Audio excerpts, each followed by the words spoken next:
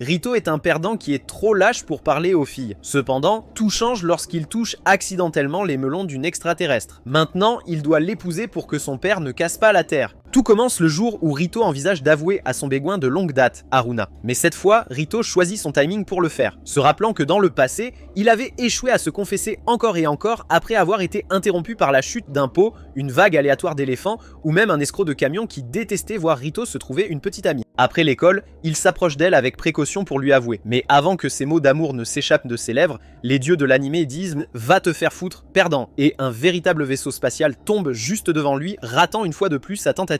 Non, mon dieu s'il te plaît, non. Cette nuit-là, pendant qu'elle se baigne, Rita se demande comment il peut vraiment être meilleur avec les femmes et ne pas s'énerver à chaque bonjour qu'il reçoit d'elle. Au milieu de sa réflexion, son bain explose. Et quand il regarde devant lui, l'univers lui offre un méchant show avec des melons qui fondent dans ses mains, oh mon dieu. Il panique instantanément et crie si fort que cela attire l'attention de sa sœur, Mikin. Et quand elle demande pourquoi, Rito lui dit qu'il y a une vraie bombe dans sa baignoire. Cependant, quand elle va vérifier, il n'y a personne, ce qui fait penser à Mikin que Rito a passé trop de temps avec le mode incognito et de la lotion. Embarrassé, Rito retourne dans sa chambre pensant qu'il avait halluciné. Mais quand il entre, la fille est là. Elle se présente alors comme Lala, une extraterrestre de la planète Devluk. Et quand Rito ne la croit pas, elle étale ses pêches pour mettre en valeur sa queue en forme de descendant, envoyant presque Rito à la mort. Il demande ensuite pourquoi elle est là et elle révèle qu'elle s'est déformée là-bas avec un appareil qu'elle a fabriqué après avoir été pourchassée par ses poursuivants. À ce moment-là, son robot Peki apparaît et se transforme en ses vêtements, lui donnant une transformation Sailor Moon.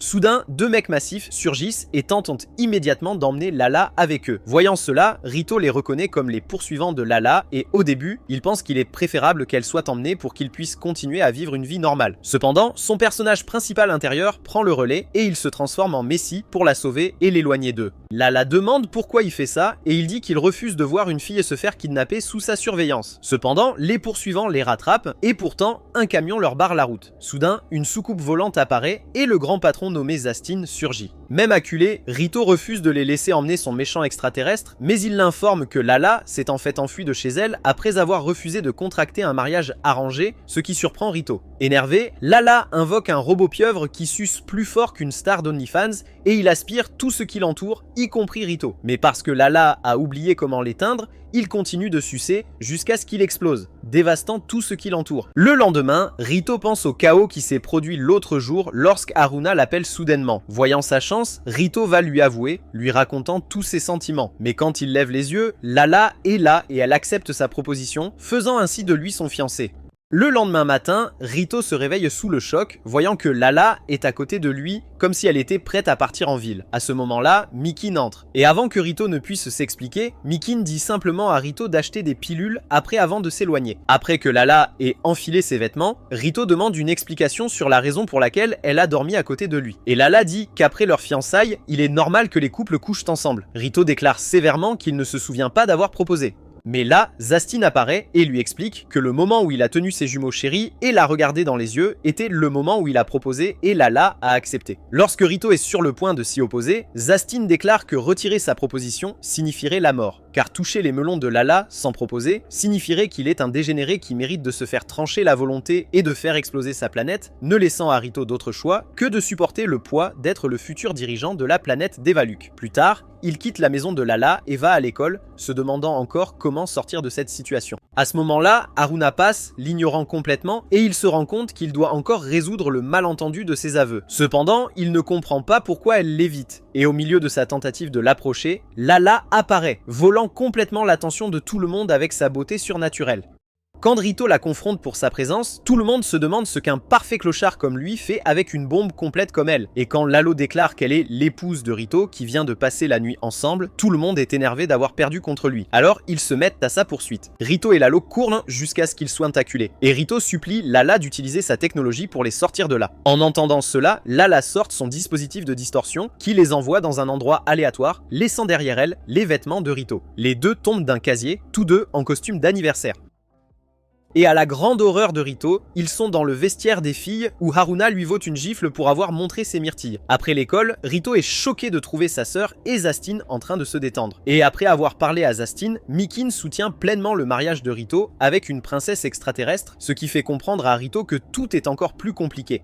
Ne sachant pas quoi faire, il demande rhétoriquement à Zastin ce qu'il doit faire s'il veut annuler le mariage. Zastin explique que pendant les 3 jours qui suivent la proposition, Rito doit faire la même chose que lors de sa demande en mariage, toucher les saints chiots jumeaux. En entendant cela, Rito règle une minuterie, sachant qu'il n'a qu'1 jour pour le faire. Mais chaque fois qu'il essaie de le faire, de la salle de bain à son lit, quelque chose le dérange toujours et fait échouer ses tentatives. Un jour plus tard, il lui reste 1 heure avant l'échéance. Et en désespoir de cause, Rito emmène Lala pour lui parler en privé. Il se dit qu'il devrait lui dire la vérité, mais avant de pouvoir le faire, Lala parle en premier. Elle exprime honnêtement combien il est difficile d'être une princesse, de devoir faire ce que son père ou le royaume veut qu'elle fasse, mais elle déclare qu'avec Rito, c'est différent. Elle dit que lors de leur première rencontre, il a cru en elle et l'a même sauvée, ce qui lui fait savoir qu'il est différent des autres. Rito est touché d'entendre cela, mais soudain, son alarme retentit et il se rend compte que le délai est dépassé. Le lendemain, à l'école, il réfléchit à sa nouvelle situation et se rend compte que l'école est son seul endroit paisible. Mais les dieux de l'animé refusent de laisser passer cela.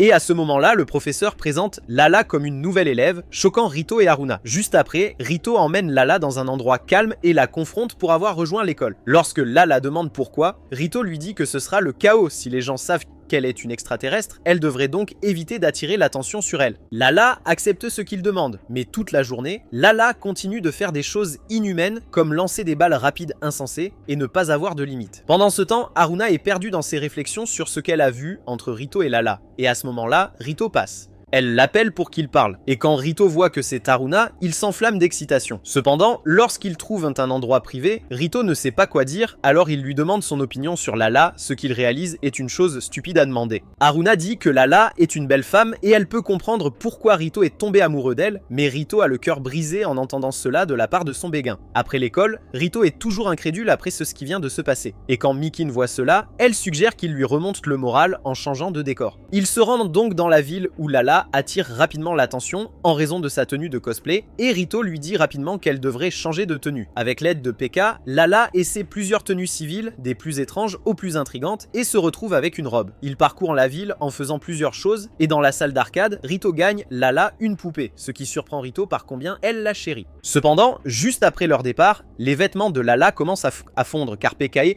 utilise trop d'énergie au début. En réfléchissant vite, ils entraînent Lala, passant devant les yeux des creeps et dans un magasin de vêtements. Pendant que Lala reçoit de nouveaux vêtements, Haruna apparaît. Et quand Rito la voit, il déprime, réalisant qu'elle le voit faire du shopping avec Lala comme des amants. Cependant, juste après, ils ont réussi à convaincre Arwana qu'ils emmenaient Lala en tournée au Japon, ce qui soulage un peu Rito. Ensuite, ils emmènent tous Lala dans un aquarium où Lala est excitée par tous les poissons qui s'y trouvent. Là-bas, Mika remarque que Rito est mal à l'aise avec Haruna et réalise ce qui se passe. Beng, une sœur solidaire, laisse les deux seuls et Haruna en profite pour dire à Rito la vérité qu'elle l'a toujours remarqué depuis des années et qu'elle est amoureuse de lui. Cependant, à ce moment précis, Lala entre dans les coulisses et voit les poissons nager tristement.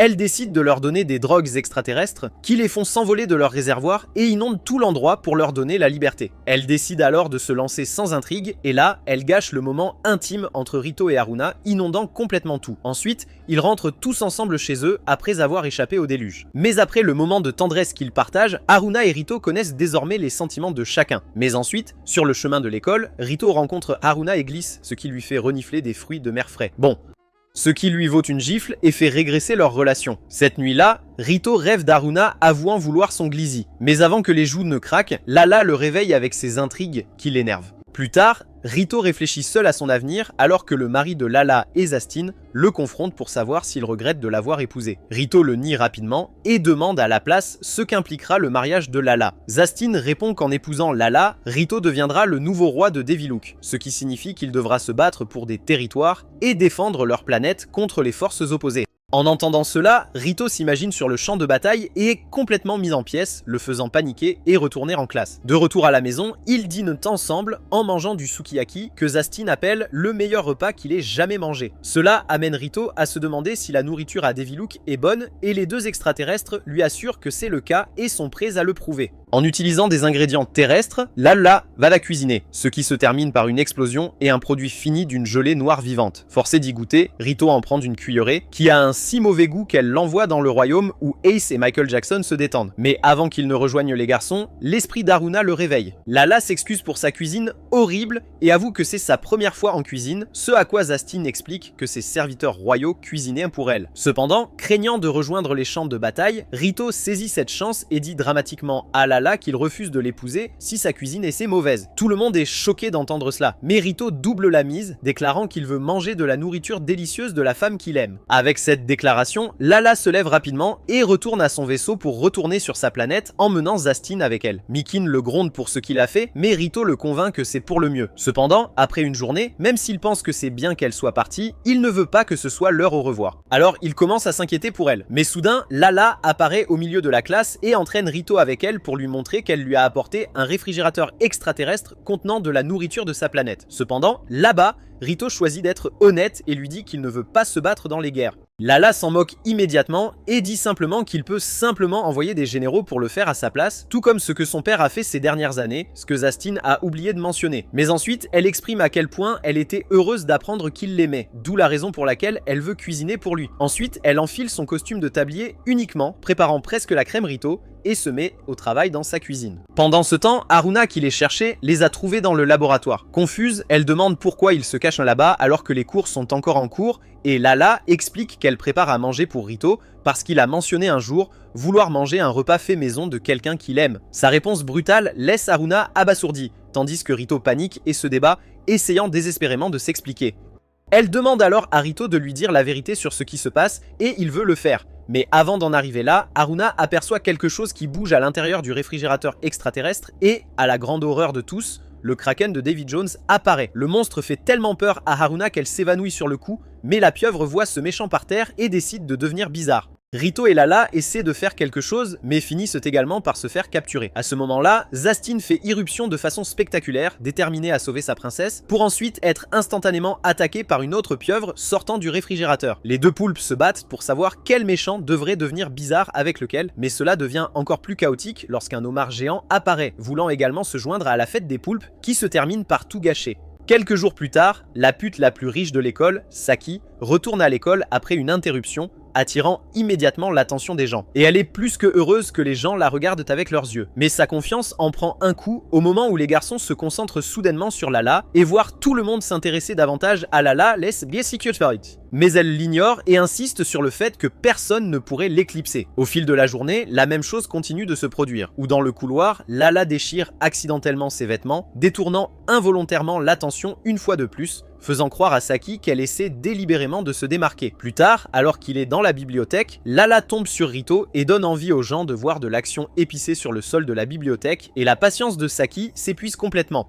Déterminée à régler les choses, elle envoie ses partisans remettre une lettre de défi à Lala, l'invitant à une confrontation publique en matière de beauté, voyant que c'est l'occasion idéale de retirer Lala de la surface de la Terre, rejoignant Elisabeth, ne laissant que Saki comme reine. Lorsque la compétition commence, Saki révèle son majestueux maillot de bain blanc à la foule amoureuse et est déterminée à vaincre Lala une fois pour toutes. Cependant, Lala ne se présente jamais, laissant Saki confuse et agacée. Au début, elle suppose que Lala doit être trop gênée pour apparaître, convaincue que la victoire est déjà la sienne. Mais quand elle entend des étudiants attendre avec impatience Lala, plutôt que de se concentrer sur elle, Saki envoie ses sbires battre ses étudiants. L'un de ses partisans suggère d'appâter Lala en impliquant son fiancé, et le plan est immédiatement mis en œuvre. Quelque temps plus tard, Rito arrive au concours de beauté et les hommes de main de Saki utilisent une grue pour le soulever en otage, Saki affirmant qu'elle le serrera à sec devant tout le monde si Lala ne se présente pas. Mais à ce moment-là, Lala et Zastin surgissent pour pourchasser le chien de Lala et ils s'écrasent sur Saki tout en envoyant Rito s'écraser sur le buffet de fruits de mer de Saki. Furieuse, elle s'en prend à Lala, mais les choses ne font qu'empirer lorsque le chien ruine sa tenue, la forçant à battre en retraite, humiliée. Après l'incident, Saki devient obsédée par l'idée de se venger, alors elle envoie ses partisans observer secrètement Lala et Rito dans l'espoir de découvrir quelque chose d'utile. Et au cours de leur enquête, ils deviennent convaincus que Lala cache un secret majeur au reste de l'école. En entendant cela, Saki décide d'exposer personnellement tout ce que Lala cache. Alors cette nuit-là, ils se faufilent dans la maison de Lala, mais leur plan tourne immédiatement mal lorsqu'ils activent accidentellement le système de sécurité, déclenchant une série de mesures défensives bizarres qui font paniquer le groupe. Malgré le chaos, Saki parvient à entrer et se retrouve finalement cachée dans la chambre de Lala. Elle attend patiemment l'occasion idéale de découvrir la vérité. Mais en se cachant, elle appuie accidentellement sur un bouton du mur, faisant trembler la pièce. En bas, Rito et les autres remarquent la perturbation et se précipitent à l'étage pour voir la chambre entière de Lala s'élancer comme une fusée. Et Zastan explique rapidement qu'il a installé un système d'évacuation d'urgence dans la chambre de Lala pour la protéger en cas de situation dangereuse. Pendant ce temps, haut dans le ciel, Saki perd complètement son sang-froid et supplie Lala d'arrêter la salle volante. Ne sachant pas quoi faire, Lala commence à appuyer sur des boutons aléatoires du panneau de commande, ne faisant qu'empirer les choses en activant accidentellement des armes qui commencent à tirer partout, y compris vers Zastin alors qu'il tente d'aider. Quelques instants plus tard, les fenêtres s'ouvrent soudainement et Saki est expulsée de la pièce. Et alors qu'elle tombe librement dans sa faim éclaboussante, elle se dit que ça y est, mais avant que ce ne soit fini pour elle, Lala vole après elle et Saki voit à quel point elle est vraiment gentille. Cependant, lorsque Saki reprend conscience, elle se rend compte qu'elle est en vie, mais que tous ses vêtements sont allés au chien de Lala, alors elle maudit Lala pour cela. Une semaine plus tard, Zastin détecte un vaisseau spatial non identifié se dirigeant droit vers la Terre. Et même s'il pouvait le gérer facilement, il le laisse passer et décide de tester Rito pour voir comment il gère cela. L'extraterrestre bizarre atterrit sur le campus et commence à traquer Lala en suivant l'odeur de son roast-beef extraterrestre, ce qui l'amène à sa classe. À l'intérieur, il voit la classe se préparer à disséquer une grenouille et Lala commente qu'elle est plutôt curieuse de comprendre Rito. Alors elle se met à sa poursuite, voulant le disséquer. L'extraterrestre se rend vite compte que Rito est celui qui est fiancé à Lala, ce qui le rend jaloux. Mais il remarque que Rito a les yeux rivés sur Haruna et conclut qu'il a des sentiments pour elle. À ce moment-là, le directeur de l'école surgit pour le confronter. Et entendant sa position à l'école, la créature utilise ses pouvoirs de changement de forme pour copier l'apparence du directeur, l'assomme et l'entraîne. Déguisée en directeur, la créature s'approche d'Haruna et la trompe pour qu'elle le suive jusqu'à la salle de stockage du gymnase. Pendant ce temps, en dehors de la classe, Rito et Lala sont toujours pris dans leur pitrerie habituelle. En utilisant le déguisement, la créature fait en sorte qu'un message soit transmis à Rito, affirmant qu'Haruna l'attend dans la salle de stockage, et pensant qu'il est sur le point de se faire un peu de bêtises. Rito s'y rend immédiatement. Cependant, quand il arrive, il trouve Haruna piégé et inconscient avec le faux directeur debout à proximité. Choqué, Rito demande une explication seulement pour que le directeur se transforme à nouveau en créature. L'extraterrestre révèle qu'il pense être le partenaire légitime de Lala et insiste sur le fait que Rito doit mettre fin à sa tournée de fiançailles. Pendant que Rito hésite, la créature menace de faire craquer sa sœur s'il refuse, obligeant Rito à choisir. À ce moment-là, Lala utilise un appareil pour retrouver Rito et est surprise d'y trouver la créature qui demande hardiment à Lala de l'épouser, menaçant Haruna si elle refuse. Lala le rejette immédiatement, indiquant clairement qu'elle n'a aucun intérêt pour son glissement bizarre, et cela met la créature en colère, alors il se fait plus grand pour avoir l'air plus intimidant. Rito dit à Lala de se concentrer sur l'aide à Haruna pendant qu'il s'occupe de l'extraterrestre, et étant courageux, il charge la créature pour découvrir que malgré son apparence terrifiante, la créature est une mauviette absolue, et il se transforme rapidement en sa véritable forme pathétique. Rito se rend vite compte que le pouvoir de la créature réside principalement dans la tromperie et l'intimidation plutôt que dans la force réelle. Ainsi, le danger étant écarté, la crise est enfin résolue, mais quand il regarde Haruna inconscient, il a failli casser sa casquette. Il quitte donc rapidement la pièce et demande à Lala de s'occuper du reste. Plus tard, Haruna se réveille à l'infirmerie avec peu de souvenirs de ce qui s'est passé. Et quand elle demande ce qui s'est passé, Lala l'informe qu'elle s'est évanouie plus tôt à cause d'une anémie et que c'est Rito qui est venu l'aider, ce qui l'a fait rougir. Quelques jours plus tard, alors qu'il se précipite à l'école, Rito remarque un méchant absolu au bord de la route et se demande pourquoi quelqu'un qui fait l'effet d'une bombe porte un uniforme scolaire de garçon. Il essaye de lui parler, mais comme il est déjà en retard, il continue rapidement son chemin. Plus tard dans la journée, la classe rencontre un nouvel étudiant transféré nommé Ren.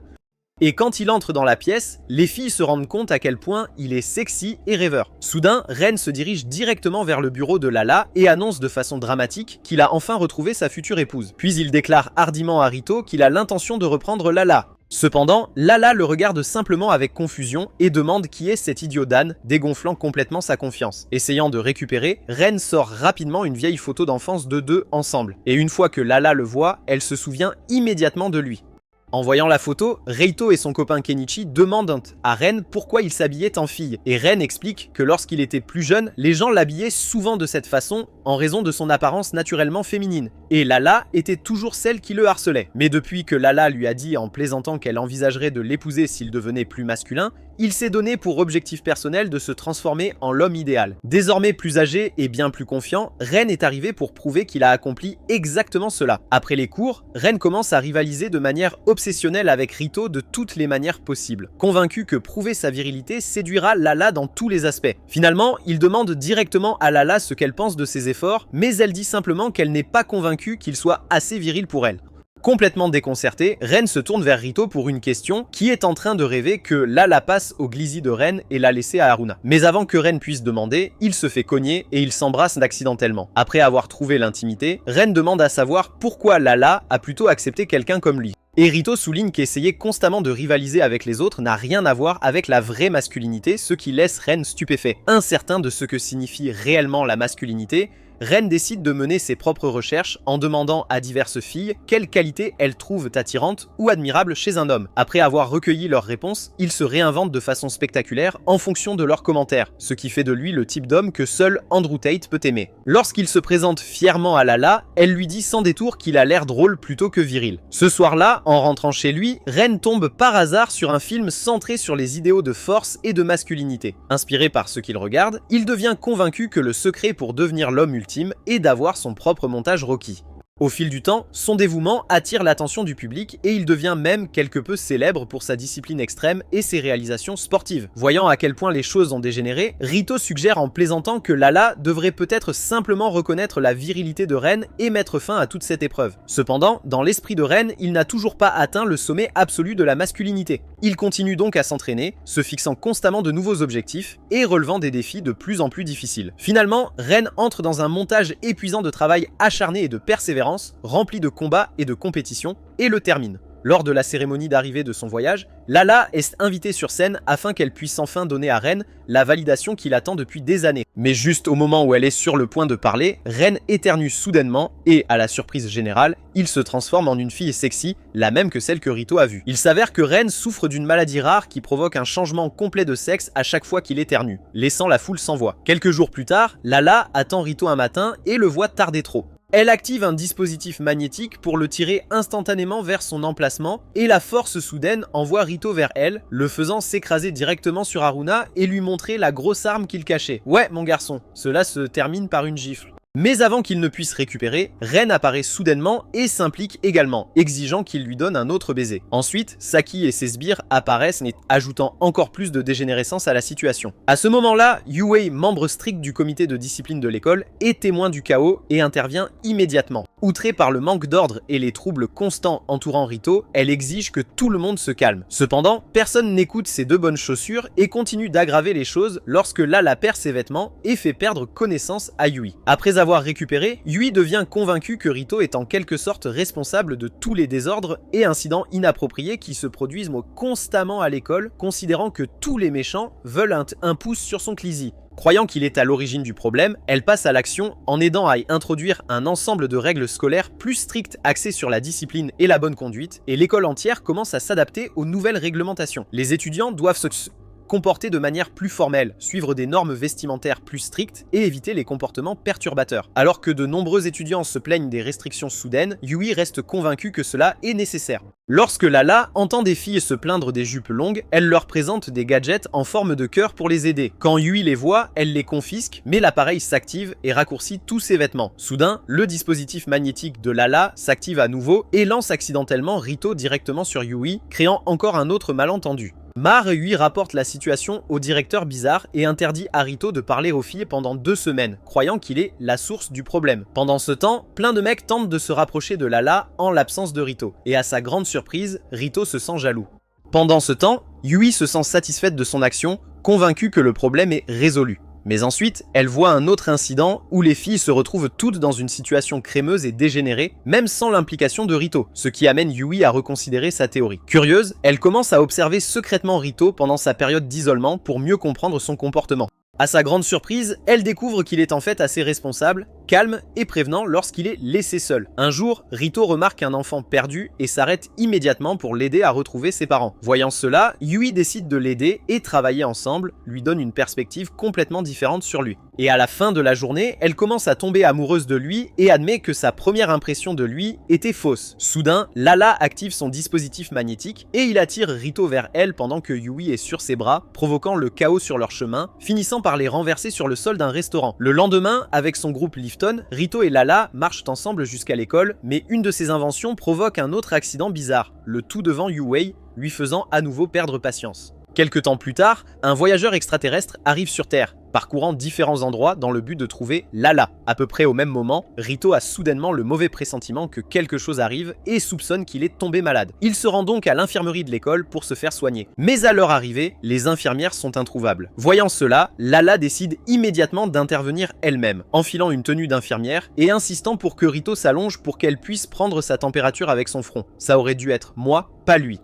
Et même lui donner une autre tête pour le soulager. À ce moment-là, l'infirmière scolaire sexy et plantureuse, Mikado, entre. Et après qu'ils se soient tous installés, elle traite correctement Rito et détermine qu'il va bien. Cependant, même s'il n'est pas malade, les éternuements de Rito ne s'arrêtent pas. Et à ce moment-là, l'extraterrestre à la recherche de Lala apparaît enfin après un atterrissage forcé à proximité. Il se présente comme Picari de la planète Kirarara et se demande immédiatement si Rito est vraiment la fiancée de Lala, déclarant qu'un crétin laid comme lui devrait plutôt épouser des filles grosses et laides.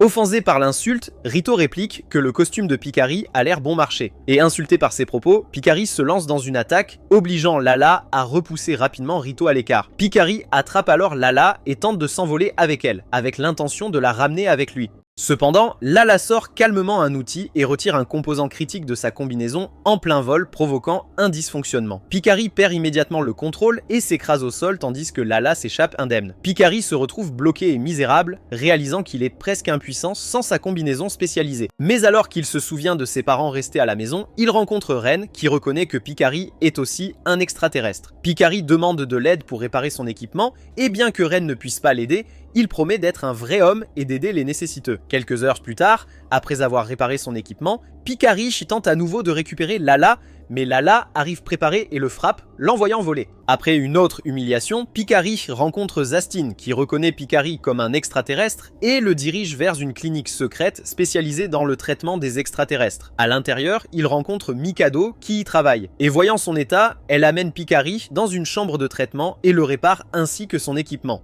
Le lendemain, Picari fait un dernier effort pour capturer Lala, la retrouve avec Rito à l'infirmerie et parvient à les vaincre. Mais avant de pouvoir emmener Lala avec lui, Mikado apparaît au moment parfait et le neutralise avant qu'il ne commence à devenir bizarre avec les joues de Lala sur son lieu de travail. Picari étant finalement vaincu, Lala le renvoie sur sa planète natale, mettant ainsi fin définitivement à cette chasse à l'oie. Mikado révèle alors qu'elle connaît l'identité de Lala et qu'elle est également une extraterrestre, spécialisée dans les soins médicaux pour les êtres extraterrestres se cachant ou voyageant sur Terre. Quelques jours plus tard, Rito rêve d'Haruna, lui offrant pleinement son enveloppe sucrée et juteuse. Mais avant d'arriver à Krim, il se réveille avec Laola à côté de lui, rêvant d'un rêve épicé à son sujet. Et pendant un instant, il est tenté de réaliser son rêve, mais choisit de ne pas le faire. Plus tard, alors qu'il se détendait dans le parc, Rito aperçoit Zaston se promenant avec un extraterrestre à l'air laid, et il se rend vite compte qu'il se dirige vers chez lui. Une fois arrivé, l'extraterrestre se précipite immédiatement à l'intérieur et charge joyeusement Lala, et Redo et Mikin sont pris au dépourvu.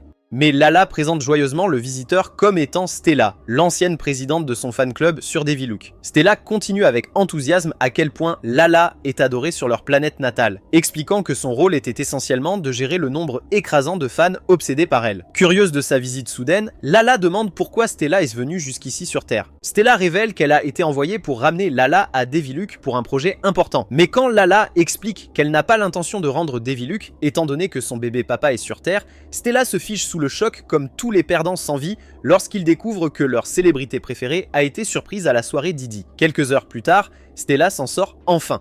Et dès qu'elle retrouve son calme, elle tourne immédiatement sa frustration vers Rito, lui reprochant d'être devenu le bébé papa de Lala sans son approbation. Stella déclare sévèrement que s'il veut interférer avec ses plans, alors il doit se rattraper. Voulant changer cela, Stella entraîne Rito en ville avec pour nouvelle mission de lui trouver une nouvelle paire de belles joues pour remplacer celle de Lala. Et Rito ne comprend pas pourquoi Stella est soudainement désespérée à la recherche de jolies filles, alors elle explique qu'elle travaille dans la production de divertissement et qu'elle a planifié les débuts de la grande idole de Lala. Mais comme Lala n'est clairement plus intéressée par l'idée, Stella a désormais besoin de nouveaux talents. Rito montre maladroitement les filles qu'il croise dans la rue, mais Stella les rejette sans hésitation, affirmant qu'aucune d'entre elles n'a ce qu'elle cherche. Puis, comme si elle sentait une odeur, Stella se verrouille soudainement sur quelque chose et se précipite dans une direction, forçant Rito à la poursuivre. Là, il trouve Haruna et Stella la déclarent immédiatement la candidate idéale pour remplacer Lala. Tandis que Rito est horrifié, convaincu que Stella envisage de forcer Haruna à rejoindre un groupe de fans extraterrestres. Stella l'ignore et commence à essayer de plus en plus de méthodes sophistiquées pour capturer Haruna,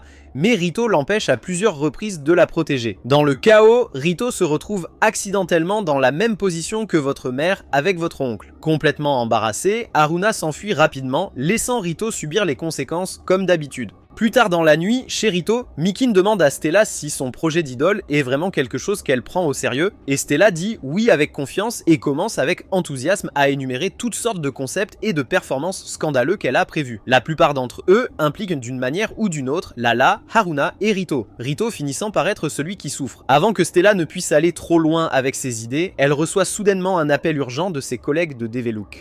Il l'informe que les autorités ont découvert leurs problèmes fiscaux et qu'elle reçoit l'ordre de retourner immédiatement sur la planète. Effrayée par la société fiscale étrangère, Stella est obligée de partir et Lala lui dit joyeusement au revoir comme si rien d'inhabituel ne s'était produit. Pendant que Rito regarde le toit endommagé avec frustration, se demandant ce qui vient de se passer, cette absurdité du fromage bleu. Quelques jours plus tard, Rito est en train de faire ses courses lorsqu'il rencontre Haruna qui fait la même chose. Voulant passer du temps avec elle, il lui demande si elle a besoin d'aide. Et voulant la même chose, Haruna dit que oui.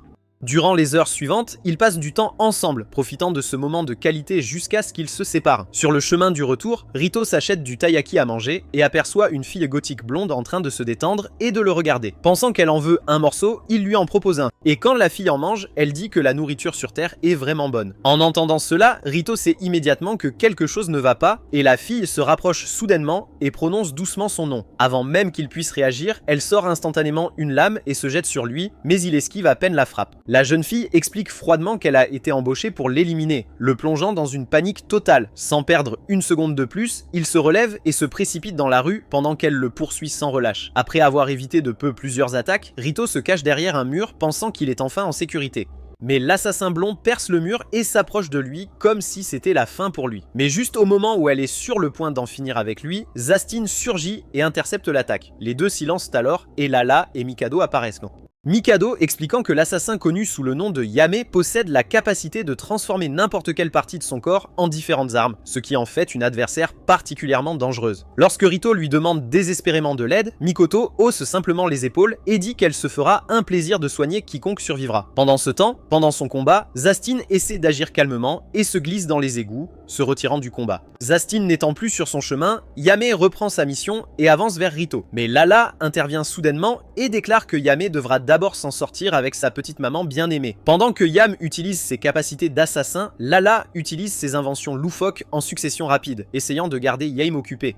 Quand ils arrivent en ville, le directeur voit Yam et commence à dire à quel point il aimerait être le Reijai de Kimki. Mais Yame est tellement dégoûtée qu'elle se laisse distraire, donnant à Lala une chance de piéger Yam. Bien que l'assassin se libère rapidement, Yame se demande pourquoi Lala protège Rito, arguant qu'il devrait être considéré comme une menace pour Develuk étant donné qu'il est sur le point de s'emparer de sa planète. Cependant, Lala croit fermement que Rito est une bonne personne, et ses paroles amènent Yame à se souvenir brièvement du moment précédent où Rito lui a offert sa nourriture. Même si elle admet que Rito est peut-être gentil, elle insiste sur le fait qu'une mission reste une mission. Soudain, un vaisseau spatial extraterrestre apparaît et un petit imbécile appelé Lakosbo en sort, dont Lala sait immédiatement qu'il est la personne qui a embauché Yami en premier lieu. Jaloux de la proximité de Rito avec Lala, il admet qu'il voulait que Rito soit exclu et qu'il puisse épouser Lala à la place, mais elle le rejette immédiatement, affirmant qu'elle n'accepterait jamais d'épouser un petit imbécile laid comme lui. Enragé par son refus, Lakaspo ordonne à Yame d'achever Rito, mais Yame refuse, réalisant que Lakaspo lui avait menti à propos de Rito depuis le début.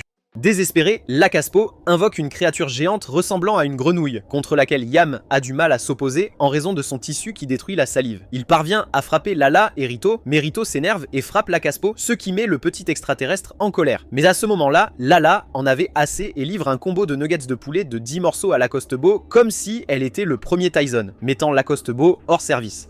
Ensuite, Yam demande à Lala pourquoi elle a choisi de l'aider. Et Lala dit que ce n'était pas la faute de Yam en premier lieu, et en plus elle refuse de laisser une jolie fille comme elle se faire exploiter. En entendant cela, Yami s'énerve et trouve une excuse annonçant qu'elle restera sur Terre jusqu'à ce qu'elle termine sa mission, se débarrassant de Rito. Quelques jours plus tard, la fête sportive de l'école commence et Rito s'imagine déjà gagner et impressionner Haruna. Cependant, lorsque l'événement commence, le premier jeu est une chasse au trésor et Rito est chargé d'obtenir la couverture pêche fraîchement portée d'une d'une fille, ce qui selon lui est une tâche impossible. Voulant l'aider, Lala active ses robots pour l'aider à en trouver un et les robots lancent Rito directement dans Haruna. Et cela finit par lui faire obtenir ce qu'il cherche avec une gifle au visage. Vient ensuite la course à obstacles de la fille et pendant celle-ci, Yui démarre fort mais son premier obstacle implique l'approbation de ses parents, la faisant se figer sur place. Haruna passe ensuite pour être aveuglé lorsqu'une femme tenant un bébé apparaît et prétend qu'il appartient à son petit ami, laissant Haruna si choquée qu'elle est éliminée instantanément. Le défi de Saki est qu'un policier l'informe que son amant a été condamné à 20 ans de prison, ce qui met fin à sa motivation. Pendant ce temps, Lala doit affronter des agents de recouvrement, mais comme elle est une princesse riche qui n'a aucune idée de ce que sont les impôts, elle les bat sans effort et franchit le cap avec facilité. Après, c'est le relais mixte, et Rito est nerveux car il doit passer le relais à Haruna après s'être déjà fait gifler plus tôt. Pendant la course, dans son armure complète, Ren passe le relais à Rito. Mais pendant ce temps, le mec glisse et son épée tombe dans le sol, secouant tout le terrain et faisant presque tomber Rito dans une fissure dans la terre. Haruna tend la main pour l'aider, mais Rito attrape la mauvaise chose et se fait à nouveau gifler, l'envoyant voler. Après cela, la bataille de cavalerie commence et Rito est chargé de porter Haruna sur son dos, ce qui ne fait que le rendre plus nerveux puisqu'il suppose qu'elle le déteste toujours. Juste avant le début du match, Saki sort une télécommande et transforme l'arène en piscine géante, transformant l'événement en bataille aquatique. Là, tout le monde se change en maillot de bain et Saki envoie des appareils volants conçus pour cibler le maillot de bain de Lalo afin de l'humilier. Mais chaque fois qu'il est endommagé, P.K. le restaure instantanément, ce qui ne fait que frustrer encore plus Saki. Elle augmente la vitesse de la machine, rendant l'arène entière encore plus chaotique. Mais au milieu du chaos, Lala profite du moment et vole la casquette de Saki, remportant ainsi le match. Saki refuse d'accepter la défaite et exige immédiatement une revanche. Puis, par colère, elle mange une boule géante directement sur les gagnants. Pendant ce temps, à l'infirmerie, Rito s'excuse sincèrement auprès de Haruna pour toutes les choses dégénérées qu'elle a dû endurer. Et elle est sur le point de lui pardonner lorsque la balle géante de Saki s'écrase à travers le mur, envoyant Rito tomber directement sur Haruna une fois de plus, gâchant complètement le moment. Pendant ce temps, sur la planète Devilook, son dirigeant, Lucien Devilook, bat sans effort toute une tribu de guerriers, comme si de rien n'était. Puis, sur Terre, Zastin informe Rito et les autres que le roi de Devilook rend visite à la Terre. Après avoir rapidement bouclé une autre conquête planétaire, le roi décide apparemment de passer son temps libre à surveiller l'humain qui pourrait devenir son futur gendre. Il avertit donc Rito de rester vigilant puisque le roi peut déjà l'observer. Le lendemain, Rito se traîne jusqu'à l'école en imaginant toutes sortes de scénarios terrifiants impliquant les Devilook. Alors, il se dit qu'être honnête est probablement l'approche la plus sûre, mais il se rend vite compte qu'il ne comprend toujours pas complètement ce qu'il ressent à propos de Lala, ce qui pose problème. À l'école, Rito essaye de faire profil bas, mais les dieux de l'animé décident de le bousiller, alors que Saki lance une autre tentative pour le capturer. Mais son plan se retourne contre lui et Yui se retrouve ligoté. Rito se précipite pour l'aider, mais trouve la corde extrêmement tendue. Là, Lala apparaît avec des ciseaux extraterrestres de haute technologie, mais alors qu'il coupe facilement les cordes, il coupe également accidentellement les vêtements de Yui. Paniqué, Rito saute rapidement devant elle pour la protéger de l'embarras. Ouais, mon garçon. Tout comme Haruna jette une veste sur la scène pour aider à contenir le désastre.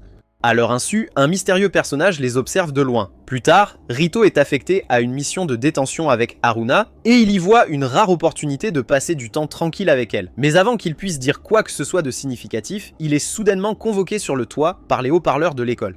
Quand il arrive, Mikoto lui dit que quelqu'un l'attend et Rito rencontre l'étranger qui le confronte immédiatement avec des preuves indéniables de ses innombrables activités bizarres avec des filles sexy, laissant Rito complètement sans voix. Il essaye de se défendre, mais la femme flirte soudainement avec lui proposant de lui donner son topi extraterrestre. Vous pouvez le faire.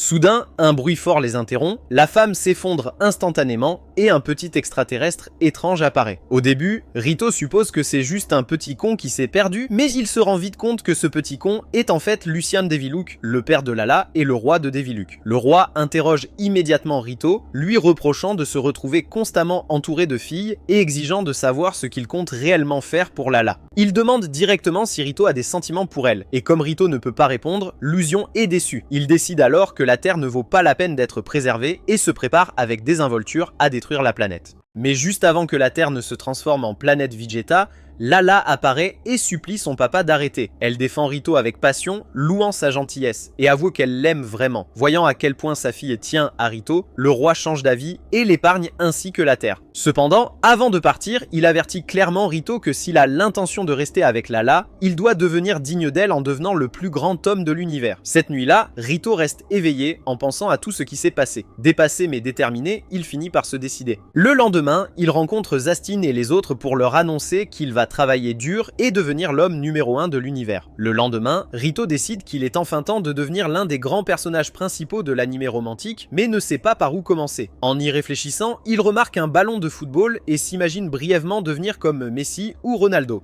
Mais connaissant son endurance pathétique, il réduit ses attentes et se contente de faire du jogging. Mais après avoir à peine couru sur une courte distance, Rita est déjà complètement épuisé et s'effondre sur un banc de parc en luttant pour récupérer. Tout en essayant de reprendre son souffle, il remarque Arwana qui promène son chien à proximité.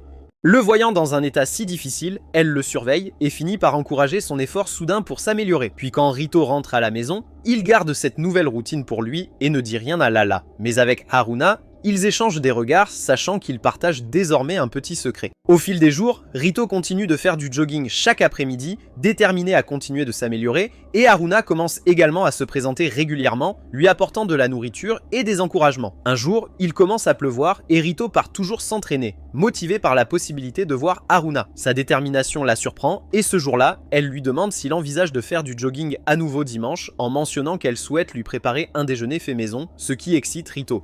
Puis, Sun arrive enfin et Rito termine sa course tandis qu'Haruna lui présente un bento maison soigneusement préparé. Cependant, le chien de Haruna saute soudainement dans un canal voisin et Rito plonge sans hésitation et parvient à sauver le chien. Complètement trempé, Rito est ramené chez Haruna où Haruna lui permet d'utiliser le bain. Ensuite, il se change le plus rapidement possible, sortant de la salle de bain enveloppé uniquement dans une serviette. Elle lui dit alors d'attendre dans sa chambre pendant qu'elle prépare du thé. Resté seul, Rito commence à regarder autour de lui et remarque plusieurs vieilles photographies des années d'école précédentes d'Haruna. À sa grande surprise, il se rend compte qu'il apparaît dans beaucoup d'entre eux, révélant qu'Haruna le connaît depuis bien plus longtemps qu'il ne le pensait. À ce moment-là, le bruit d'une bouilloire bouillante distrait Haruna, la faisant se précipiter hors de la pièce. Et au même moment, Rito perd l'équilibre et tombe accidentellement directement sur elle. À ce moment précis, la sœur de Haruna entre et est témoin de la scène. Et pour ne rien arranger, la serviette de Rito se détache au pire moment. Sur ce, Rito panique et s'enfuit de la maison aussi vite qu'il le peut, ne laissant derrière lui que le chaos et l'embarras.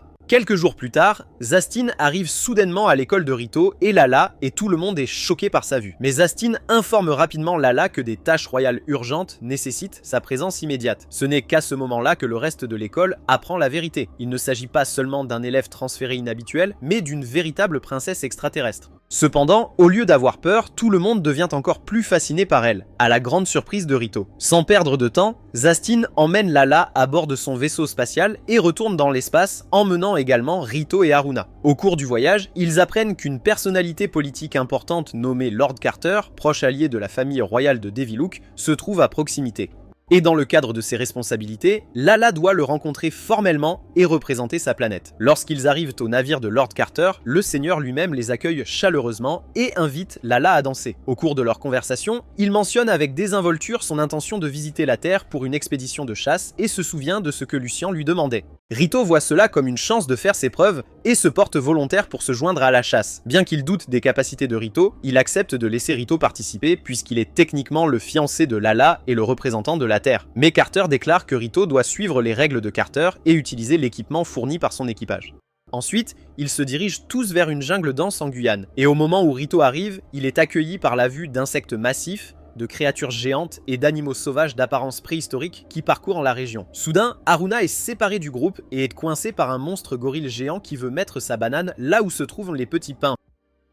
Rito essaie immédiatement de la protéger, et ses tentatives pathétiques affectent à peine la créature. Mais alors que tout semble désespéré, une pluie de flèches interrompt l'affrontement. Une tribu de guerriers amazoniens apparaît et capture Rito, l'éloignant tandis qu'Haruna est emporté ailleurs par la bête géante.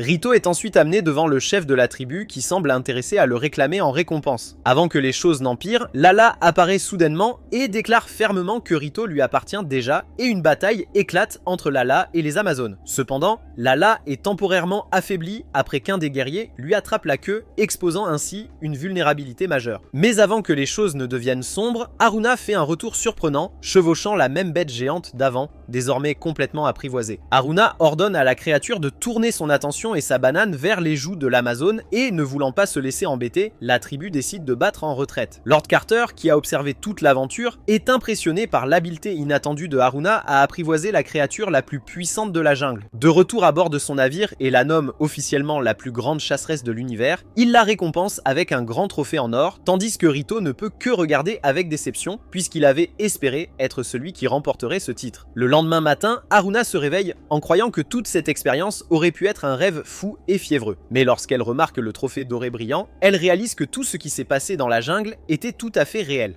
Quelques semaines plus tard, c'est l'été et le groupe passe la journée dans un parc d'attractions avec une grande piscine. Lala est extrêmement excitée puisque c'est la première fois qu'elle visite un endroit comme celui-ci. Et tandis que les autres s'amusent dans l'eau et autour des attractions, Ren regarde tranquillement de loin, car voir Rito rire et passer du temps avec autant de filles ne fait que la faire se sentir encore plus exclue.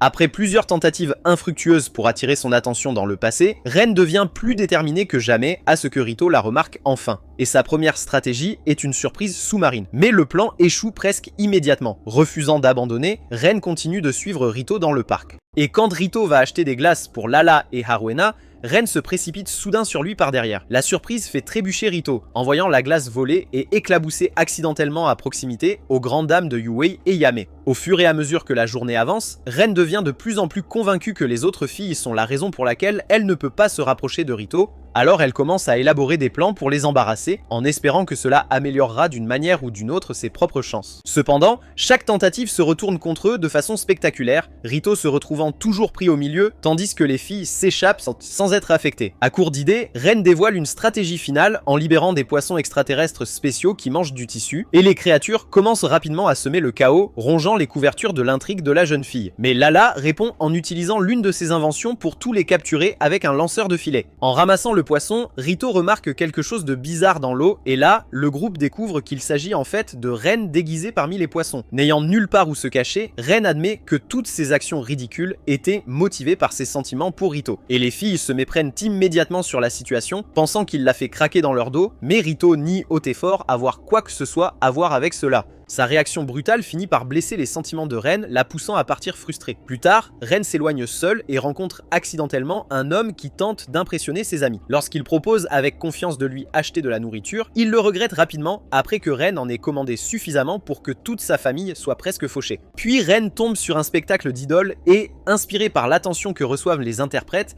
elle décide soudainement que devenir célèbre pourrait enfin faire remarquer Rito. Elle demande avec empressement à l'un des professeurs de l'école de l'aider à devenir une idole, et cela se termine par sa venue à ses séances d'entraînement intenses. Cependant, la formation épuisante devient vite trop lourde, et l'enseignant supplie désespérément d'être libéré de ses nouvelles responsabilités. Ron a le cœur brisé, mais change rapidement ses ambitions et décide que le mannequinat en maillot de bain pourrait être une meilleure voie pour elle. Pendant ce temps, Haruna informe Rito que le comportement de Ren peut simplement être le résultat de sentiments sincères pour lui et que ses paroles dures plus tôt l'ont probablement blessé plus qu'il ne le pensait. Se sentant coupable, Rito part immédiatement à la recherche de Ren qui est en train de se faire harceler par un groupe de simps. Bien que Rito intervienne pour la protéger, il a du mal à gérer la situation par lui-même. Mais Lala arrive juste à temps et utilise une autre de ses inventions pour faire fuir les hommes. Par la suite, Ren les remercie tous les deux de l'avoir aidé, et Rito s'excuse également sincèrement de lui avoir parlé si durement plus tôt. Bien que ses plans aient tous échoué jusqu'à présent, Ren déclare avec confiance qu'elle n'a pas l'intention de renoncer à gagner le cœur de Rito. Quelques jours plus tard,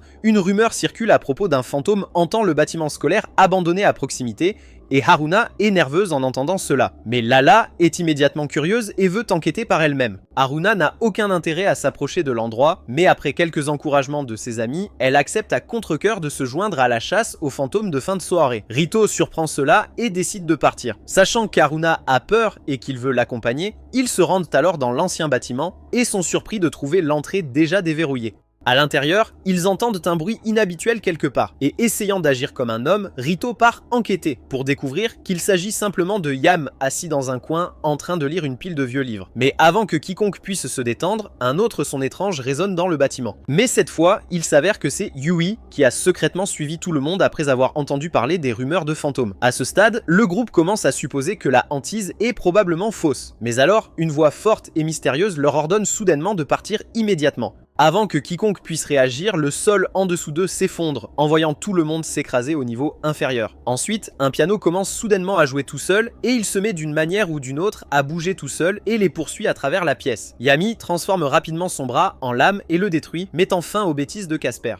Soudain, un squelette et une étrange silhouette à moitié humaine apparaissent et commencent à poursuivre le groupe tout en leur criant de partir. La plupart des filles s'évanouissent de peur, ne laissant que Lala et Yui conscientes. Contrairement à tout le monde, Lala est plus curieuse qu'effrayée. Pendant la poursuite, le squelette glisse et s'écrase sur une conduite d'eau, provoquant l'éclatement d'un puissant jet et l'impact fait tomber Pekka de la tête de Lala, faisant disparaître temporairement sa tenue avant que Pekka ne la restaure rapidement. Ensuite, la vérité se révèle alors que de petites créatures extraterrestres sortent de l'intérieur du squelette et de l'étrange silhouette et se combinent pour former un monstre géant. Lala et Yame ripostent immédiatement, mais la créature se révèle plus coriace que prévu. Juste au moment où les choses semblent désespérées, Haruna reprend conscience et voit le monstre menacer tout le monde. Agissant uniquement par instinct, elle attrape Rito et le balance comme une arme improvisée, frappant accidentellement la créature assez fort pour la vaincre. Une fois le chaos installé, tout le monde apprend que les soi-disant fantômes sont en réalité des extraterrestres venus de différentes planètes qui n'ont nulle part où aller et qui vivent secrètement à l'intérieur du bâtiment abandonné. Ensuite, Mikado arrive et propose d'aider les extraterrestres à trouver du travail et à s'installer sur Terre. Répare que le mystère est résolu. Rito pense que la nuit est enfin terminée jusqu'à ce qu'un fantôme légitime apparaisse. L'esprit se présente comme Oshizu, une fille décédée il y a des centaines d'années et qui hante le bâtiment depuis. Elle explique qu'elle est en fait heureuse que les extraterrestres partent puisque leurs activités bruyantes de fin de soirée la dérangeaient constamment. Pendant ce temps, Mikoto tente d'aider les extraterrestres à trouver un emploi ailleurs. Mais après avoir constamment échoué, ils retournent au bâtiment abandonné. Voyant cela, Oshizu propose de les aider en leur enseignant l'étiquette, les compétences de performance et d'autres talents utiles qu'elle a acquis il y a longtemps. Et les extraterrestres acceptent son offre, sachant qu'ils doivent trouver un emploi comme vous, les perdants au chômage qui regardent cette vidéo. Une semaine plus tard, un gros colis venu de l'espace arrive à l'école et est livré à Mikado. Bien qu'il s'adresse à Lala, tout le monde à proximité devient curieux. Mikado appelle Lala et peu de temps après, Rito et Kanechi les suivent jusqu'au toit pour voir ce qu'il y a à l'intérieur.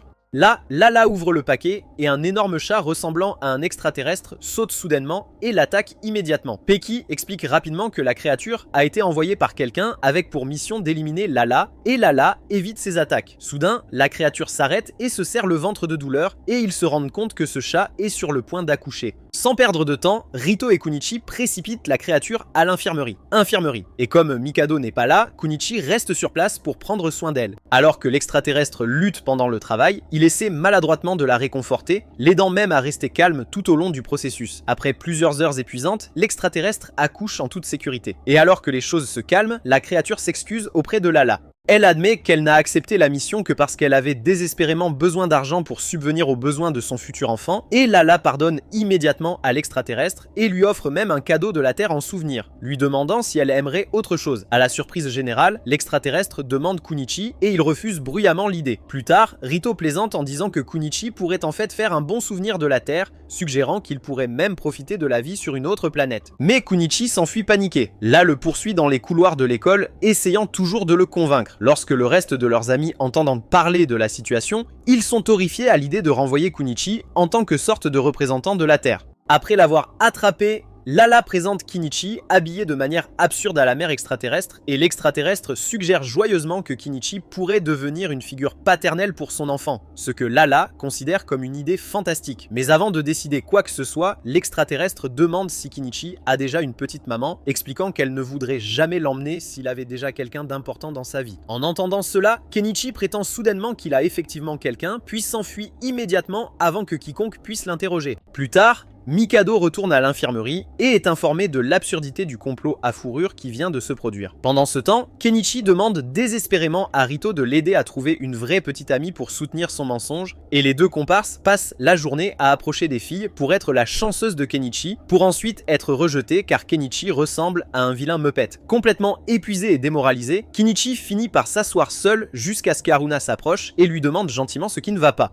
Dans un moment de désespoir, il lui demande de sortir avec lui. À ce moment-là, Rito s'interpose rapidement entre eux par instinct, mais s'énerve lorsqu'il réalise ce qu'il vient de faire. Mais ensuite, Rito a une excellente idée et suggère que Kenichi pourrait simplement revendiquer sa petite amie comme un chiot. Il ramène Kenichi à l'infirmerie pour poursuivre le plan, seulement pour découvrir que la mère extraterrestre et son bébé sont déjà partis après que Lala les ait emmenés sur le toit pour leur départ. Il s'avère que Mikado a conseillé à l'extraterrestre de ne pas dépendre de quelqu'un d'autre pour son avenir, mais plutôt de devenir indépendante et d'élever son enfant selon ses propres conditions. Inspiré par cela, l'extraterrestre choisit de rentrer chez lui.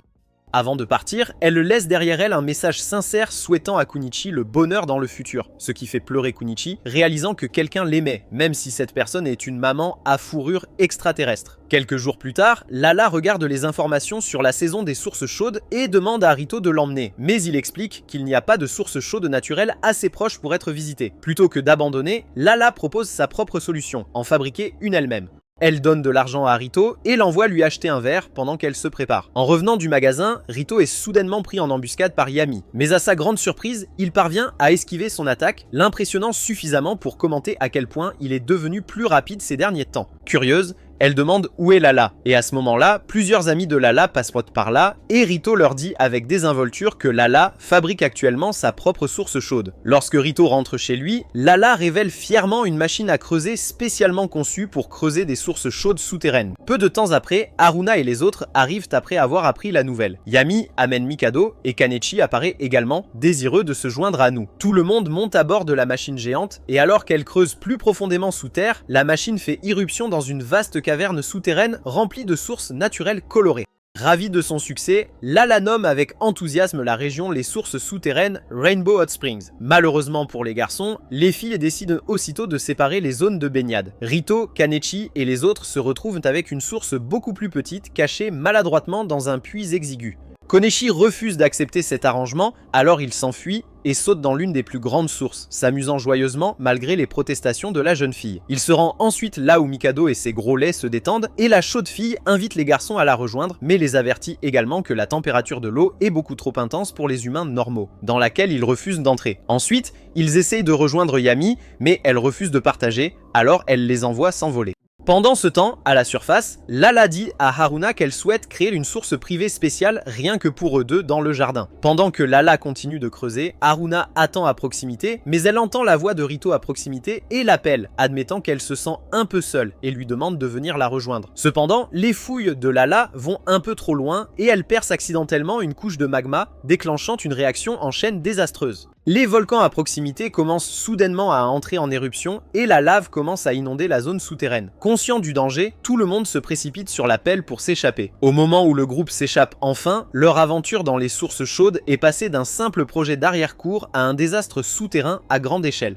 Un autre jour, Rito et Lala décident de regarder une émission hebdomadaire sur une fille magique nommée Kyoko. Et dans son univers, contrairement à Sailor Moon qui est dope, elle s'oppose à un empereur samouraï afro à petit budget et au look funky. Mais ce mec ne massacre pas les gens et ne fait pas craquer leurs femmes après, mais au lieu de cela, il conquiert le monde en donnant aux gens des afros. Après tout un épisode de remplissage, d'absurdités ringardes et de trucs sans importance que même l'auteur de cette vidéo d'Annie Skull voulait mourir en regardant cet épisode, Kyoko arrive en tête, sauvant le monde de se transformer en un avion rempli de cinglés afro et tournant le bal de l'empereur pour le plus grand bien. Le lendemain, Mikoto présente Rito et Lala à un rédacteur en chef de magazine nommé Kimio, spécialisé dans les publications de voyages destinés aux touristes extraterrestres et qui recherche actuellement des destinations intéressantes et sûres sur Terre à recommander. Voyant Lala et Rito avoir du mal à suggérer un emplacement, Kimio suggère qu'au lieu d'en trouver un, il crée spécialement conçu pour les invités extraterrestres comme son propre hôtel Transylvania. La suggestion suscite immédiatement l'intérêt de Rito et Mikado propose le bâtiment scolaire abandonné comme emplacement pour l'entreprise. Rito n'est toujours pas sûr de se lancer dans un projet d'une telle envergure, mais Lala promet avec enthousiasme de l'aider pour tout, ce qui le convainc finalement d'essayer. Peu de temps après, Lala contacte Zastin et ses assistants pour l'aider à rénover l'ancien bâtiment. Après des jours de travail, l'ancien endroit indésirable où les sans-abri se fendent les joues et reniflent le crack est maintenant un endroit approprié construit pour accueillir les voyageurs extraterrestres. Comme promis, Kimiya arrive le jour de l'ouverture et filme un long métrage promotionnel faisant la publicité de l'auberge auprès du public de toute la galaxie. Bientôt, leurs premiers invités commencent à arriver et Rita travaille dur pour s'assurer que les invités se sentent à l'aise.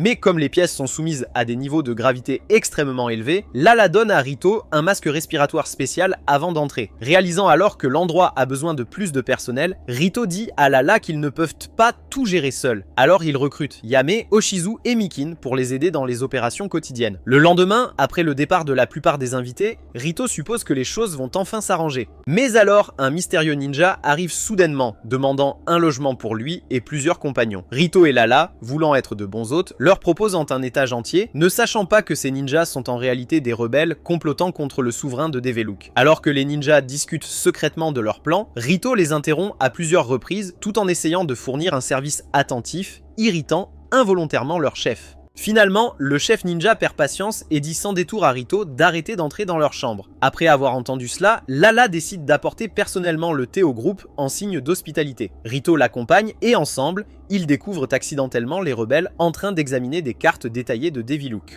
Au départ, les ninjas supposent que ces humains ne reconnaîtront pas ce qu'ils regardent, mais Lala révèle avec désinvolture qu'elle est de Deviluk et le prouve en leur montrant sa queue. Rei réalisant que leurs plans ont été dévoilés, le chef ninja attaque immédiatement, mais Zastin arrive juste à temps et une bataille majeure éclate à l'intérieur de l'auberge. Yami rejoint finalement le combat pour aider à inverser la tendance et Lila sort une de ses inventions. Mais au lieu d'aider, l'appareil tombe en panne et explose. L'explosion met brusquement fin à la bataille tout en détruisant complètement l'auberge nouvellement ouverte et Kimio est obligé d'annoncer dans toute la galaxie que l'auberge extraterrestre de la Terre a officiellement fermé ses portes presque immédiatement après son ouverture. Pendant ce temps, Yame commence à réfléchir à tout ce qui s'est passé depuis son arrivée sur Terre et elle se rend compte qu'elle veut une nouvelle direction dans la vie. Elle décide donc qu'il est peut-être temps de chercher un bon emploi au lieu de continuer comme avant. En même temps, l'école est occupée à préparer le prochain festival culturel et Kenichi demande à chacun de suggérer des idées qui pourraient réellement lui plaire. Et après quelques débats, la classe accepte d'ouvrir un café sur le thème des animaux pour le festival. Acceptant immédiatement son nouveau rôle, Kenichi se déclare producteur du projet et suggère avec enthousiasme de mesurer toutes les filles pour leurs costumes. Mais les filles rejettent rapidement son idée effrayante et les garçons sont rapidement expulsés de la pièce. Ensuite, les filles se chargent elles-mêmes de la préparation des costumes. Mais voulant voir les différentes tailles des complots tout-puissants des filles, les garçons qui attendent dehors commencent à imaginer ce qui se passe à l'intérieur. Ailleurs, Saki se concentre également sur le festival, déterminé à assurer que sa classe remporte la première place. Ses acolytes soulignent que la classe de Lala semble être leur plus grande compétition, ce qui ne fait que motiver davantage Saki. Pendant ce temps, Yami continue de chercher un emploi, mais a du mal à trouver quelque chose qui corresponde à ses compétences particulières, ce qui la frustre. À l'approche du festival, toute la classe se lance dans les préparatifs. Lala propose d'accélérer les choses en utilisant l'une de ses inventions, mais Rito lui rappelle gentiment que le vrai plaisir d'un festival scolaire vient du fait que tout le monde travaille ensemble et fabrique les choses à la main. Ces paroles parviennent à Lala, alors elle décide de ne pas s'appuyer sur des gadgets cette fois.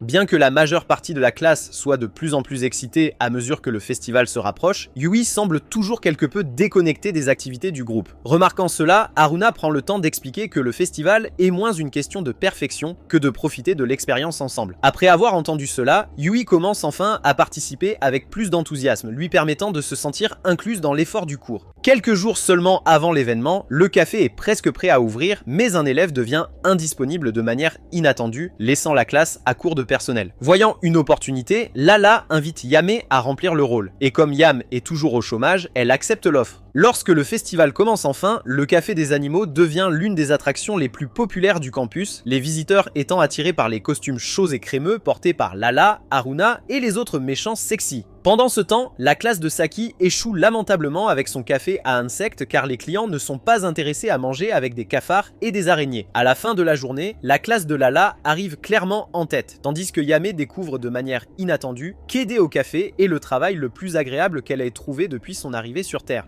Un matin, Kenichi remarque que Rito semble attirer l'attention de tous les méchants de l'école qui valent la peine d'être découverts, et il devient incroyablement jaloux et commence à rêver à quoi ressemblerait sa propre vie idéale. Dans son imagination, Kenichi se représente comme un seigneur puissant qui vit dans un château et est entouré de luxe et de filles qui veulent son cornichon crémeux. Au début, le fantasme semble parfait, mais il s'effondre rapidement lorsqu'au lieu de Mia Khalifa et Lana Rhodes dans son château et implorant sa volonté, il est rempli d'extraterrestres. Sans bien.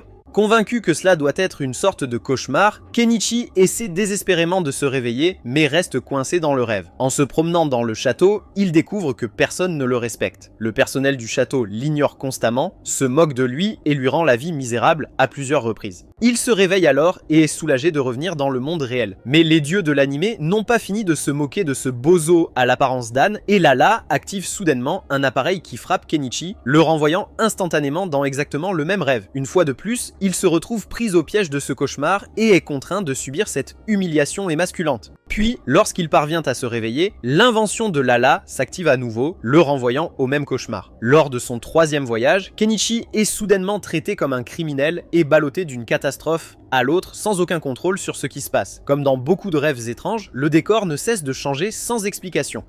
Un instant, il est dans le château et l'instant d'après, il se retrouve en mer pourchassé par les mêmes étranges extraterrestres d'avant. Après avoir vécu ce que DiCaprio a vécu au début, Kenichi se réveille pour de vrai, commence à peaufiner et Lala s'enfuit, croyant que son invention a fait frire le cerveau de Kenichi, embouilli et croustillant. Quelques jours plus tard, Rito remarque que dès que Lala se réveille, elle commence soudainement à se comporter timidement et embarrassée par des choses qui ne la dérangent normalement jamais, le laissant confus face au changement soudain de personnalité.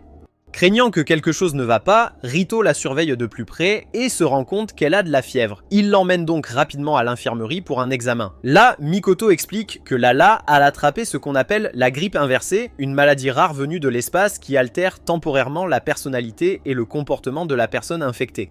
Rito est stupéfait qu'une telle maladie existe et demande immédiatement comment la traiter. Mikoto lui dit qu'un vaccin est disponible, mais comme il doit être expédié depuis l'espace, il lui faudra plusieurs jours pour arriver. Elle le rassure sur le fait que Lala est par ailleurs en sécurité et note également que les humains sont naturellement immunisés contre le virus. Il n'a donc rien à craindre personnellement. Cette nuit-là, il tombe accidentellement sur Lala alors qu'elle est dans la salle de bain. Et au lieu de lui proposer de le lui donner profondément comme d'habitude, elle devient extrêmement troublée, surprenant Rito par la façon dont elle est devenue radicalement différente. Cependant, le lendemain, le comportement de Lala change à nouveau. Et cette fois, elle réveille Rito avec une personnalité totalement différente et l'entraîne avec enthousiasme dans l'une de ses inventions d'exercices bizarres, le forçant à un entraînement complet. Réalisant que la grippe provoque des changements de plus en plus imprévisibles, Rito retourne voir Mikado pour lui demander si le vaccin est déjà arrivé, mais elle lui répond que ce n'est pas le cas. Là-bas, Mikado le taquine en soulignant qu'il semble étonnamment à l'aise avec Lala, elle agissait plus réservée et douce, ce qui lui rappelle Haruna et le laisse embarrassé.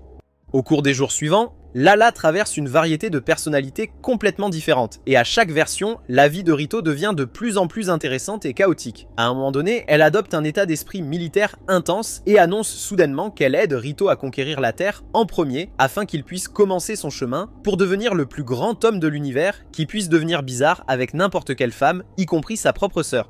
Rito essaie de la convaincre que prendre le contrôle de la Terre est à la fois inutile et une idée terrible. Mais Lala refuse d'écouter et annonce que ses forces robotiques lanceront l'opération le lendemain à midi. Paniqué, Rito se précipite pour rencontrer Kato et lui pose à nouveau des questions désespérées sur le vaccin, et elle l'informe qu'il est encore retardé et n'arrivera que le lendemain. Le lendemain matin, alors que le temps presse, Rito tente une fois de plus de raisonner Lala, mais la personnalité grippée reste pleinement engagée dans le plan d'invasion. Pour aggraver les choses, elle a réussi à convaincre Kanishi et plusieurs autres de soutenir ses efforts. Ensuite, le chaos éclate alors que l'armée de robots se mobilise et que Rito lutte pour se frayer un chemin à travers les machines tout en essayant de l'atteindre. Au milieu de la bataille, Yami apparaît soudainement et tend à Rito le vaccin tant attendu, lui disant de l'apporter à Lala pendant qu'elle s'occupe elle-même des robots. Alors Rito avance, mais juste au moment où il se rapproche, une des machines le plaque au sol. Là, Lala se prépare à activer l'attaque, et n'ayant plus d'autre choix, Rito crie à plein poumon ses sentiments pour elle, disant qu'il l'aime. Entendre ses aveux ramène instantanément Lala à la normale, guérissant les effets de la grippe inversée et rétablissant sa personnalité habituelle. Soudain, un vaisseau extraterrestre apparaît et de là, Lucien surgit et emmène immédiatement Lala à bord, déclarant qu'il n'approuve pas leur projet de mariage. Après avoir été emmené à bord du navire de son père, Lala demande immédiatement à Lucien pourquoi il l'a soudainement ramené, et il explique qu'il a l'intention de tenir Rito pour responsable de la promesse qu'il a faite un jour de devenir le plus grand homme de l'univers et de prouver qu'il en est digne. Lala essaie de défendre Rito, rappelant à son père qu'il n'est qu'un garçon ordinaire de la Terre et qu'il n'a jamais été destiné à relever un défi aussi impossible, mais Lucien refuse de changer d'avis. Plus tard, Zastin rend visite à Rito pour lui remettre les termes officiels du test du roi et explique qu'à partir du lendemain, un défi spécial aura lieu avec Rito servant de représentant de la Terre. Il déclare que Rito doit atteindre le vaisseau spatial Deviluk avant un délai imparti, alors qu'il devra également faire face à de nombreux obstacles spécialement conçus pour l'arrêter. Ensuite, Zaston révèle les véritables enjeux. Si Rito échoue au défi, la Terre elle-même sera détruite. La nouvelle du défi se répand rapidement et bientôt la planète entière s'inquiète du sort incertain de la Terre. Malgré la pression, Rito commence à recevoir des appels téléphoniques d'amis et de camarades de classe, tous lui tendant la main pour l'encourager et lui montrer leur soutien. Finalement, il reçoit un appel d'Haruna qui demande à le rencontrer en privé. Puisque les journalistes se sont déjà rassemblés devant sa maison, Rito se faufile par le toit pour éviter l'attention et la rencontre. Lorsqu'ils sont enfin seul, Haruna évoque maladroitement ce qui s'est passé la veille, en particulier Rito criant qu'il aimait Lala pendant le chaos. Embarrassé, Rito essaye d'expliquer qu'il n'a dit cela que dans le feu de l'action pour empêcher Lala de lancer son attaque, mais il a également du mal à exprimer pleinement ce qu'il ressent réellement. Au fond, Rito sait qu'il a toujours eu des sentiments pour Haruna, mais il n'a jamais trouvé le courage de les avouer directement. Il dit donc à Haruna que s'il réussit le défi de Lucien, il lui dira correctement ses vrais sentiments. Puis, le jour du test arrive, et déterminé à protéger la Terre, Rito se met immédiatement à courir vers le vaisseau de Deviluk, espérant que toute sa récente formation portera enfin ses fruits. Mais d'énormes rochers commencent soudainement à tomber du ciel, s'écrasant directement sur le chemin de Rito et le forçant à esquiver tout en continuant d'avancer. Puis des vignes monstrueuses surgissent du sol et commencent à s'enrouler autour de tout ce qui se trouve à proximité, et Rito évite de peu d'être capturé. Mais alors qu'il commence à perdre espoir, une aide inattendue arrive. Mikado, Yui et Kenichi s'arrêtent soudainement dans un véhicule et le sauvent de la zone dangereuse comme de vrais potes. Ils ont expliqué qu'après avoir soigneusement examiné les règles du défi, Yui s'est rendu compte que même si Rito devait personnellement atteindre le vaisseau spatial, aucune règle n'indiquait qu'il devait le faire entièrement seul. Une fois cette faille découverte, Rito se rend compte qu'il n'est plus seul face à un défi impossible, et avec ses amis, il continue de courir vers le vaisseau de Deviluk, le sort de la Terre étant en jeu. Lucien lance alors une autre attaque, détruisant la route devant eux, leur coupant la route et les laissant bloqués. Mais juste au moment où les choses semblent désespérées, Saki arrive soudainement en hélicoptère et récupère tout le monde. Puis d'autres vagues d'attaques se dirigent vers eux, les transformant presque en Kobe, mais Yami apparaît et les sauve au dernier moment. Pendant ce temps, Haruna reste nerveusement à la maison et regarde le défi se dérouler à la télévision.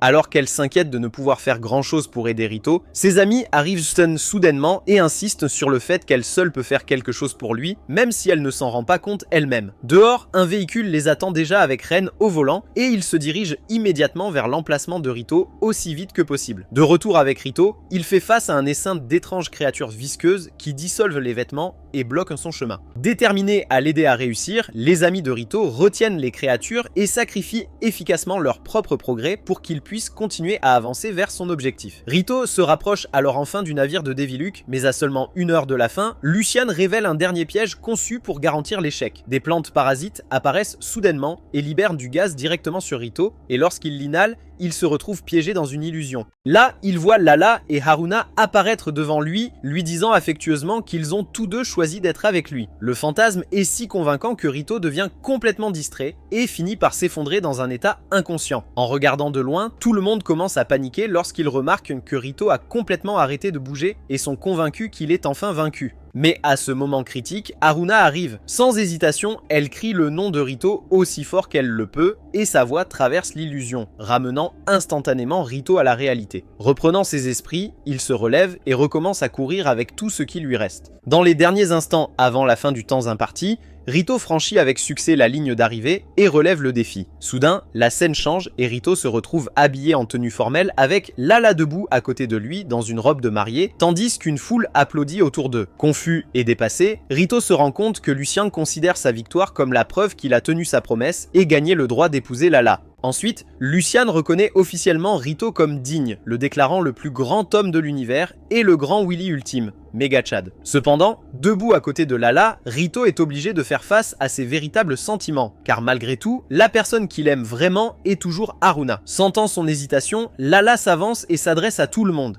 Elle explique qu'il serait égoïste d'ignorer les sentiments authentiques de Rito et de poursuivre des fiançailles qui ne reflètent pas ce qu'il veut réellement. À la surprise générale, Lala annonce qu'elle met officiellement fin à leurs fiançailles. Elle décide alors que le moyen le plus propre d'avancer est de s'effacer de la mémoire de chacun en utilisant l'une de ses inventions, lui permettant ainsi de recommencer depuis le début. Et avant que quiconque puisse l'arrêter, elle active l'appareil. Le lendemain, un nouvel élève transféré arrive à l'école et c'est Lala qui se présente à nouveau comme si elle rencontrait tout le monde pour la première fois. Cependant, son plan directeur échoue, tout comme votre père n'a pas réussi à se retirer car son invention a complètement échoué et tout le monde la reconnaît. Les larmes aux yeux, Lala exprime ses véritables sentiments, à quel point elle est heureuse d'avoir fait une erreur et Rito l'accueille de nouveau avec un sourire, excité de l'avoir avec eux. Puis il va se confesser à Haruna, mais elle l'arrête avant de le dire et lui ordonne de conserver ses aveux pour la prochaine saison de cet animé bizarre. Si vous avez regardé ce récapitulatif de l'animé jusqu'à la fin, commentez que les joues extraterrestres sont les meilleures joues.